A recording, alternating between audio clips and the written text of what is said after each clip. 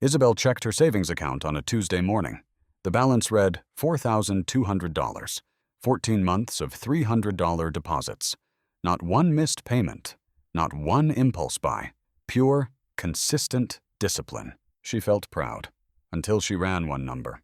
At her bank's current interest rate, her money needs 72 years before it doubles. Not 72 months. 72 years. She will be 97 years old before that $4,200 becomes $8,400. Meanwhile, the one-bedroom apartment she rented 3 years ago for $1,300 now lists at $1,600. Her groceries are up, her insurance is up, her utilities are up. Isabel is doing everything right, saving every month, watching the balance climb, and she is quietly falling behind. What I am going to show you is the 5-second rule that bankers would rather you never run on your own accounts, and the 4-step audit that changed Isabel's retirement entirely. This is what I call the doubling clock problem, and it affects anyone who saves without investing. Your bank shows you a number that goes up. Your brain registers that as progress, but there are 2 versions of that number, and the second one almost never gets checked. The first is the nominal doubling time, how long before the digits in your account double.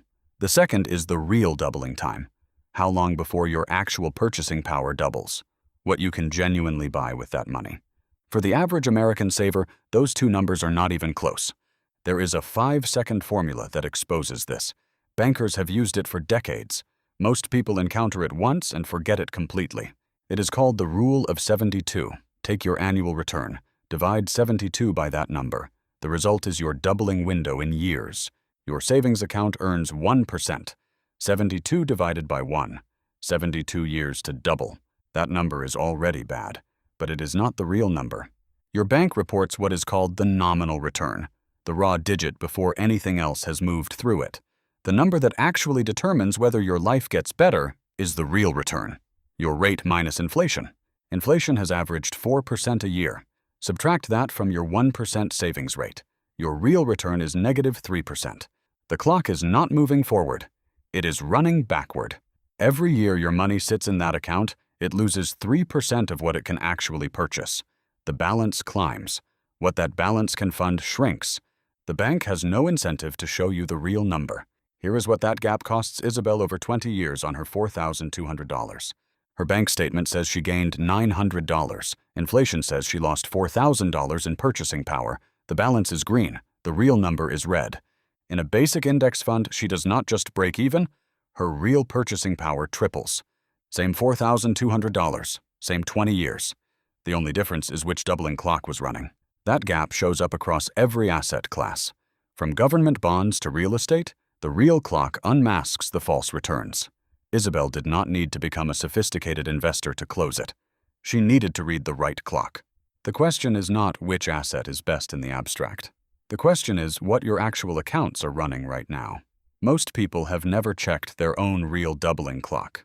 Not because they lack access, but because the bank never gives them that number. It only gives them the nominal one. Here is a 4-step audit you can run on your own finances right now. Step 1. List every account you hold and its current annual return. Savings account, brokerage, retirement fund. All of them. If you do not know the exact rate, open the account details. It is always disclosed somewhere. You are looking for one number per account. Step 2. Divide 72 by each return rate. Write down the nominal doubling window for each account. Most people stop here. They see the nominal window. 72 years, 14 years, 7 years. And that number alone can stop them cold. A retirement account doubling in 14 years sounds reasonable until you realize it is the nominal version. The real picture is still missing. The audit is incomplete without the second column. Step 3. Subtract 4% from each return as an inflation benchmark.